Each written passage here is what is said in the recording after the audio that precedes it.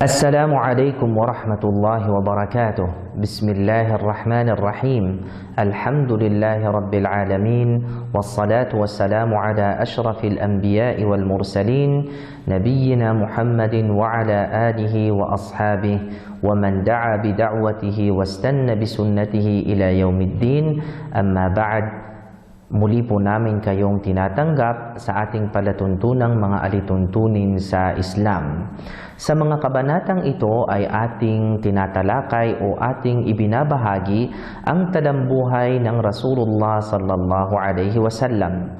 At sa kabanatang ito ay pag-uusapan natin o ibabahagi natin ang kwento patungkol sa pag-aaruga, pag-aalaga at pagpapasuso sa propeta ng Allah, sugo ni Allah na si Muhammad sallallahu alaihi wasallam. Nang ipanganak ang Rasulullah sallallahu alaihi wasallam ay pinapasuso ito ni Thuwaybah, at si Thuwaybah ay alipin ng kanyang tito na si Abu Lahab. Si Thuwaybah rin ang siyang nagpasuso sa isa pang tito ng Rasulullah sallallahu alaihi wasallam na si Hamza. Kaya maaari nating sabihin na ang Rasulullah sallallahu alaihi wasallam at ang Hamza ay magkapatid sa gatas. Ngunit hindi tumagal ay nangailangan ang nanay ng Rasulullah sallallahu alaihi wasallam na si Amina na maghanap pa ng isang sisiwa o magpapasuso na babae sa anak niyang Rasulullah sallallahu alaihi wasallam.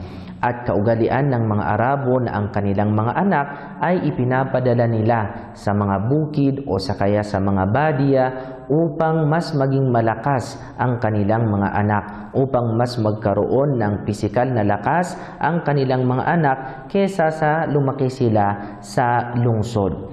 Kaya naman may mga tao o may mga sisiwang pumupunta sa Makkah al-Mukarrama upang maghanap sila ng batang maaari nilang magpasuso. At kabilang sa mga babae na pumunta sa Makkah al-Mukarrama na naghahanap ng bata na kanilang mapapasuso ay isang babae na nagmula sa Bani Sa'ad o sa pamilya ng Sa'ad, lipi ng Sa'ad. Naghanap sila ng mga anak o mga batang mapapasuso nila.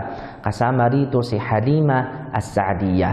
Ang mga babaeng ito ay naghanap sila sa buong Makkah. Pinupuntahan nila ang bawat bahay upang maghanap ng sanggol na maaari nilang magpasuso o mapasuso kapalit ng bayad o upa sa kanilang ginagawa.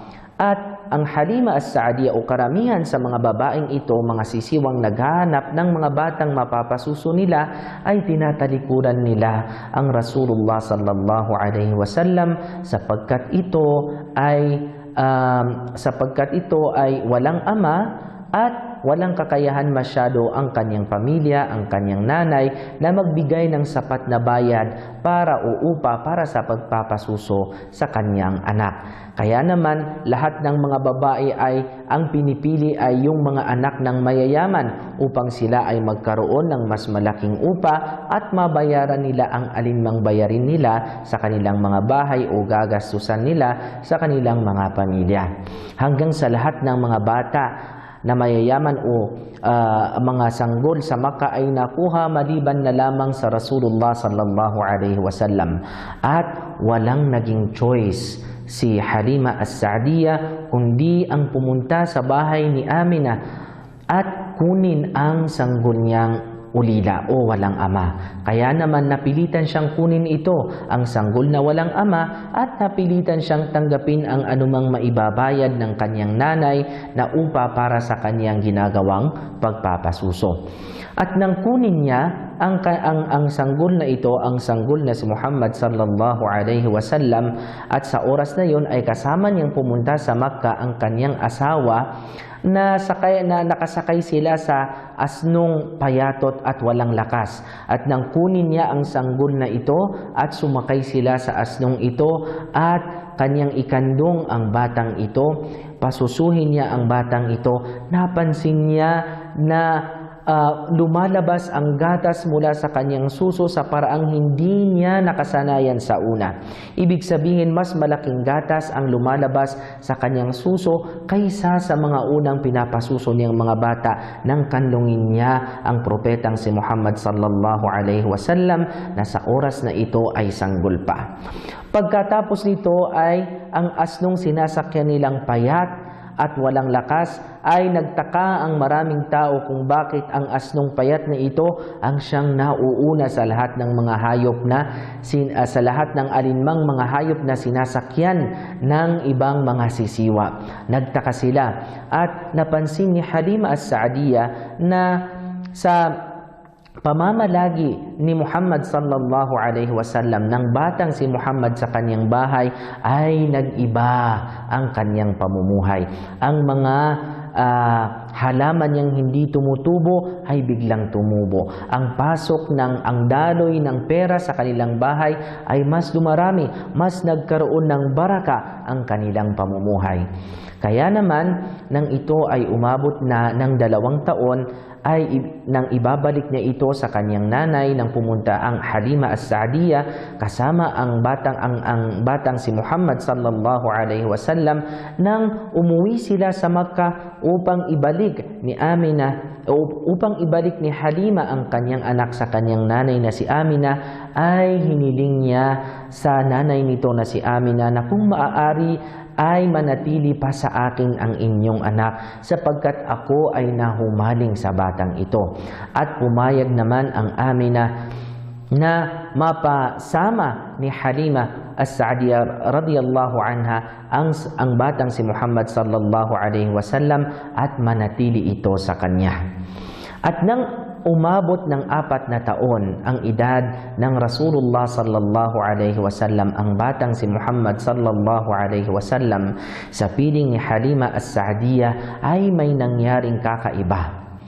Nang naglalaro ang Muhammad sallallahu alaihi wasallam, ang batang si Muhammad sallallahu alaihi wasallam, kasama niya ang kapatid niya sa gatas na mga anak ni Halima As-Saadiyah, ay nabigla sila.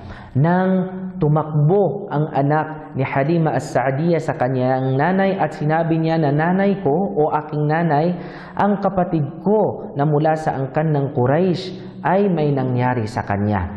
Dali-dali namang lumabas ang Halima As-Saadiyah mula sa kanyang kubol upang tingnan ang nangyari sa batang si Muhammad sallallahu alaihi wasallam, at tinanong niya ang kanyang anak kung ano ang nangyari. Ang sinabi ng kanyang anak, "Nabigla na lamang kami nang may dumating na 2 lalaking puti ang suot at pumunta sila kay Muhammad sallallahu alaihi wasallam at biniyak nila ang kanyang dibdib at kinuha nila ang namuong dugong maitim sa kanyang puso at kain nila itong itinapon. At ang kanyang puso ay nilagay nila o hinugasan nila sa malamig na tubig at muli nila itong ibinalik sa dibdib ni Muhammad sallallahu alaihi wasallam at pinahiran nila ito hanggang sa sila ay nawala na at hindi na namin nakita." Dali-dali namang pinuntahan ni Halima As-Saadiyah ang batang si Muhammad sallallahu alaihi wasallam at tinatanong niya kung ano ang kalagayan nito, at nakita niya ang batang si Muhammad sallallahu alaihi wasallam na namumutla at hindi makapagsalita. Tinanong niya ito at ang sinabi ng batang si Muhammad sallallahu alaihi wasallam na siya ay nasa mabuting kalagayan. Pagputok ng madaling araw kinabukasan ay dinala ni Halima As-Saadiyah radiyallahu anha ang batang si Muhammad sallallahu alaihi wasallam sa Makkah upang ibalik ito sa kanyang nanay. At nagulat ang nanay ni Muhammad sallallahu alaihi wasallam na si Amina kung bakit ibinalik ni Halima As-Saadiyah ang kanyang anak sa oras na hindi napapanahon. Bagamat ito ay nahuhumaling sa kanya, minahal niya ito na para niya itong tunay na anak. At ang sinabi ni Halima As-Saadiyah, ibinahagi niya ang nangyari dito katulad ng pagbabahagi nito sa kanya ng kanyang anak. Nang mangyari ito ay tinanggap ni Amina ang kanyang anak. Nang umabot ang edad ng Rasulullah sallallahu alaihi wasallam sa 6 na taong gulang, ay ginustong bisitahin ni Amina ang kaniyang mga kamag-anak, ang kaniyang mga tito, ang kaniyang mga kapamilya sa Madina na mula sa lipi ng Najjar o Bani Najjar, pamilya ng mga Najjar. At nang pumunta siya rito ay nanatili siya doon ng iilang araw. Ngunit nang pabalik sila sa Makkah ay nagkasakit ang nanay ng Rasulullah sallallahu alaihi wasallam na si Amina. At nang umabot sila sa lugar na tinatawag na Abwa, ay doon sumakabilang buhay ang nanay ng Rasulullah sallallahu alaihi wasallam na si Amina, at doon nila inilibing ang kanyang nanay. Pagkatapos nito ay nailipat ang pag-aaruga kay Propetang Muhammad sallallahu alaihi wasallam sa kanyang lolo na si Abdul Muttalib. Ngunit hindi tumagal ay sumakabilang buhay na rin ang kanyang lolo na si Abdul Muttalib. Pagkatapos nito ay nasa aruga na naman siya ng kanyang tito na si Abu Talib. Nang nanatili ang Rasulullah sallallahu alaihi wasallam kay Abu Talib, minahal ito ni Abu Talib na tila bagang tunay niyang anak. At sa karamihan pa o kadalasan pa ay mas minamahal niya ito ng higit pa sa kanyang mga tunay na anak, na ipinagtaka ng ibang mga tao. Sa oras na yaon, ang Rasulullah sallallahu alaihi wasallam ay natuto ng mamuhay ng nag-iisa. Natuto na siyang humanap ng hanap buhay o maghanap ng makakain at magagastos para sa sarili niya nang hindi humihingi ng tulong sa kanyang tiyuhing si Abu Talib. At nang siya ay lumalaki ay nagtrabaho siya bilang pastol o nag-aalaga sa mga alagang hayop ng mga taong mayayaman na kabilang sa angkan ng Quraysh, hanggang sa lumaki ang Rasulullah sallallahu alaihi wasallam. At isa sa mga napagtrabahuhan niyang negosyante sa Makkah ay si Khadija. Ang Khadija ay mayroon siyang alipin na ang pangalan ay si Maysara. At nagulat na lamang si Khadija nang si Muhammad sallallahu alaihi wasallam ang nangasiwa sa kanyang kalakal, ay napansin niyang ito ay lumago at lumaki ang tubo ng kanyang hanap buhay.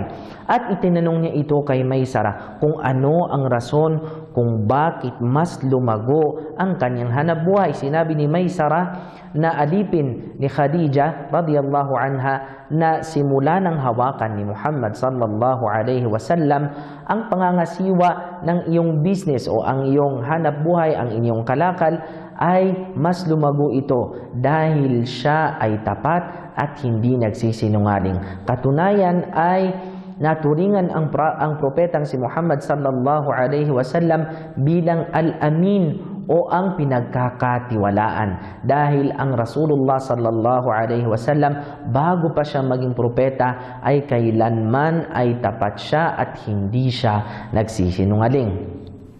At nang malaman ito ni Khadija radhiyallahu anha, ay pinapuntahan niya ito sa isa sa mga kamag-anak niya at pinapasabi niya na nais ni Khadija radhiyallahu anha na ikaw ay maging asawa niya. At sa oras na ito, ang edad ng Rasulullah sallallahu alaihi wasallam ay 25 lamang. At nang marinig ito ng Rasulullah sallallahu alaihi wasallam ay ikinalugod naman niya ito, tinanggap niya na magiging asawa niya si Khadija radhiyallahu anha, at sila ay nabuhay ng masaya at nagkaroon sila ng mga anak na babae at lalaki. Kabilang sa mga babae ay sina Zainab, sina Ruqayya, sina Kalthum at si Fatima radhiyallahu anhun. At sa mga lalaki naman ay si Al-Qasim at si Abdullah, na sa kasamang palad ay binawian sila ng buhay o sumakabilang buhay sila. Naway may natutunan tayo sa ating ibinahaging kwento ngayon patungkol sa talambuhay ng Rasulullah sallallahu alaihi wasallam. Wassalamu alaikum warahmatullahi wabarakatuh.